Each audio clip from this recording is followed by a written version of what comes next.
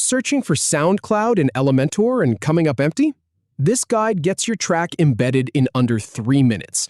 We'll start by editing your homepage, then walk through the General tab where SoundCloud lives, and finish with visual player options.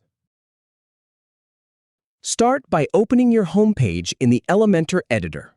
Click on the highlighted section to select it. Then click on the next highlighted element that appears. Now, click on the General tab in the Settings panel. Then click on General again to open the next set of options. Click on the SoundCloud option to add the SoundCloud widget. Inside the widget settings, click on the link field to enter your track URL. Then choose the Visual Player option to display the player. Next, open Additional Options to tweak more settings. Click on Advanced to access deeper controls. Finally, click on Layout to adjust the layout, and you're all set. If you have any feedback or if any info is inaccurate, please leave a comment below. We'll do our best to answer or redo the video if needed. Thanks for watching.